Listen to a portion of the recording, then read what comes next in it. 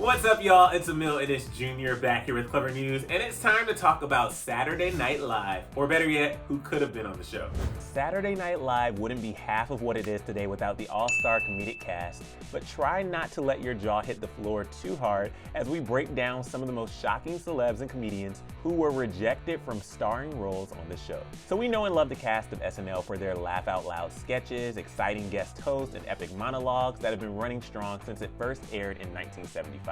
But for those anti-math whizzes, that's 45 years and counting, y'all. Anyway, the length of SNL's airtime is the least shocking news that we're about to throw at you because, as we know, not even the biggest A-list, highest paid celebrities can simply walk on stage.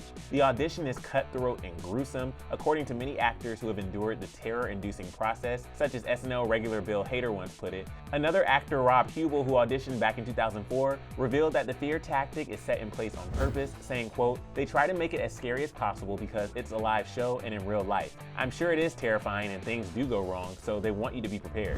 That said, you think actors like Adam Devine, who generally star in comedy films and TV shows, would be a no-brainer, but unfortunately, he didn't make the cut. He recalled his rejection during one of his own comedy sketches, but later auditioned for his role in Workaholics, and we're so glad he did because if you've seen him in the show, there's no further explanation needed.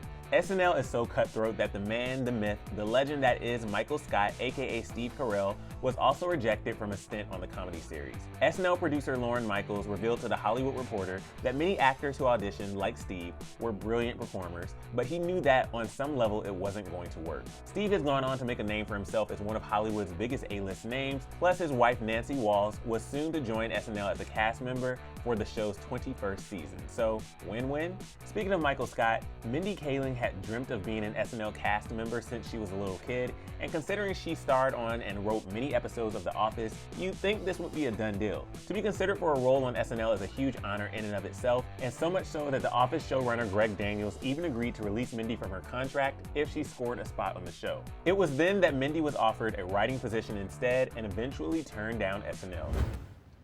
This day is bananas, B-A-N-A-N-A-S. This day is bananas, B-A-N. Then again, Kelly Kapoor is a legend and don't even think to at us. Aubrey Plaza, who is known for her dry and comically dark demeanor on Parks and Rec, started at the bottom with SNL as an intern in 2005. Although you'd think she would have a perfect end with the company, she went on to audition 3 years later in 2008 but wasn't as lucky. But she did score a role in the movie Funny People, which was the perfect confirmation that she actually is entertaining. Not long after that, we were introduced to April, and the rest is history. We are throwing a Halloween party at our house. It's gonna be the greatest thing ever.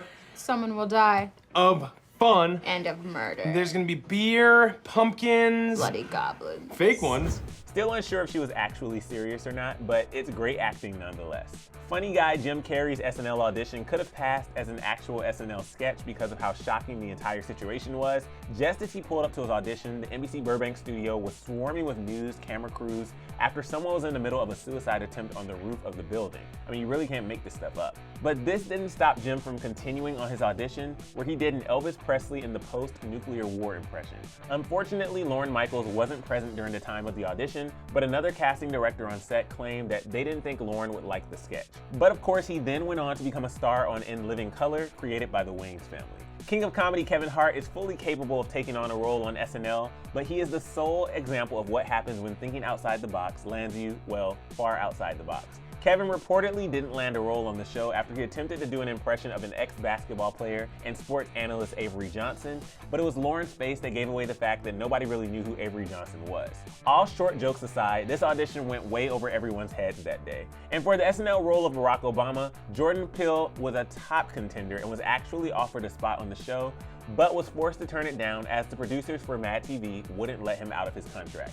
Insert the quote, "Everything happens for a reason" here, because this experience led Jordan to realize that he wanted to be able to call the shots and has gone on to produce and write many of his own shows and films, including the smash hit thrillers Get Out and Us. But you might also be surprised to hear that both Lisa Kudrow and Jennifer Aniston were up for parts in SNL's cast. Lisa auditioned for the 16th season alongside comedian Kathy Griffin and Julia Sweeney, who were all vying for one spot available. The part ultimately went to Julia, and Lisa recalled that she was pretty crushed by the tough blow, but just a few years later, the stars aligned and she scored the role of Phoebe on Friends, which would quickly become a role that completely changed her life.